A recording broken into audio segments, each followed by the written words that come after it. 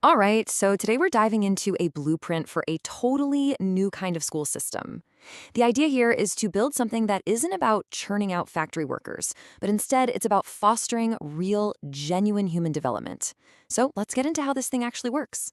So let's just start with the big question that's really at the heart of this whole idea. Think about it. Instead of trying to make every student fit into the same rigid box, what if? What if school was built from the ground up to fit you, to fit each and every student as an individual? And this really captures the massive shift we're talking about. On the one hand, you've got our current system, which is all about compliance, right? Just follow the rules, check the boxes, hit the marks. But on the other hand, with this Intent OS, the goal is something else entirely. It's about clarity. It's about helping you figure out who you are and what you're actually here to do. Okay, so to really get why this new approach is so different, we've got to look at the problem it's trying to solve first. And that problem is our current school system, which is basically a relic of the industrial age. When you break it down, the system we have now is basically a factory model. It's optimized for things that are easy to measure and scale, stuff like standardized tests and sorting kids into grade levels. And what's the result? Well, you get this one-size-fits-all curriculum that just shoves every single student down the exact same assembly line at the exact same speed. It doesn't matter what your personal needs or passions are. So if that's the factory model, what's the alternative? Well, let's dive into the core idea behind this Intent OS and see what this new architecture for learning is all about. The big idea here is something called intent-driven learning, and it's pretty simple, really. Instead of starting with a curriculum that's already set in stone, this model starts with a student. It starts with their curiosity, their motivations, their values. The entire learning journey is then built right on top of that personal foundation. And that journey begins by asking some really powerful, fundamental questions. Questions like, what do you really want to understand? Or what are you just naturally drawn to? And what kind of problems feel meaningful for you to solve? I mean, just imagine for a second if your entire education was shaped by your answers to those questions instead of just some generic syllabus. That's the huge paradigm shift right there. And this quote, this says it all. It completely flips the traditional model on its head. The curriculum is no longer this rigid box that we try to force students into. Instead, it becomes this living, breathing thing, a dynamic resource that's constantly adapting to the student as their interests and needs change over time. Okay, so that's the big idea.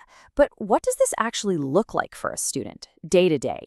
What does this new learning journey actually feel like when you're in it? Well, first off, forget about grade levels based on your age. They're just gone. Your progress isn't about how old you are anymore. It's about showing that you've mastered something along these different developmental trajectories. And that means you're growing not just in your book smarts, but also in things like ethical reasoning and emotional intelligence. And the best part, it's all at your own pace. Next up, this system goes right after the attention economy. You know how a lot of ed tech is about engagement, gamification, flashy stuff to keep you clicking? Well, here, the goal is totally different. Technology is used as a tool to help you build deep focus and learn how to actually govern your own attention.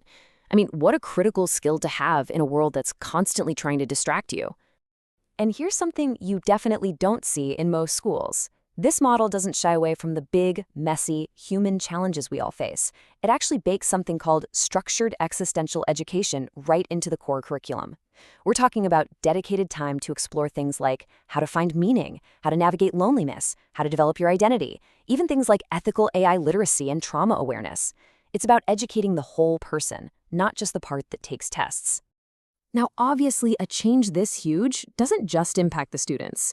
You can't do this without completely rethinking the entire educational ecosystem. That means new roles for teachers and, yeah, a whole new set of rules for how the system works. So the role of the teacher gets a major upgrade. They're no longer just content distributors standing at the front of a classroom, lecturing. They become intent architects. Their job is now to be a guide, a mentor, someone who helps each student figure out their purpose and then helps them connect the dots between all these different areas of knowledge. And this is absolutely critical. This whole model is built on the idea of personalized learning without surveillance. We live in an age where our data is being collected constantly, right? Well, Intent OS treats education as what it calls a sovereignty environment. What does that mean? It means you own your data. The student is not a product to be sold down a data pipeline to some tech company. And if you change the system, you have to change how you measure success. This is so cool. We move away from these old, blunt tools like GPA and class rank. Instead, imagine being measured by something like an intent clarity index, like how clearly can you articulate your own purpose, or a collaborative resonance rating that shows how well you work with other people. The whole focus shifts to measuring the things that actually matter for a person's growth. Okay, so let's zoom out. If all this actually works, what's the long-term play here? What happens to society when you have whole generations of people learning this way? Well, the potential impact it's huge. Just looking at it from an economic angle, the goal is to have self-directed adults stepping into the workforce already having a sense of purpose. And if that happens, you could see some amazing results. Think about it. A big drop in students taking on massive debt for degrees they don't even want, way less career regret down the line, and probably a big boost in entrepreneurship that's actually meaningful and purpose-driven. But the long-term vision is even bigger than that. It's really ambitious.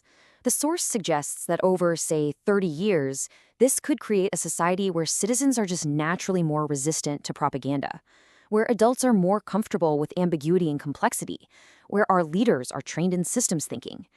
And ultimately, all of that could lead to a culture that's way less divided and tribal.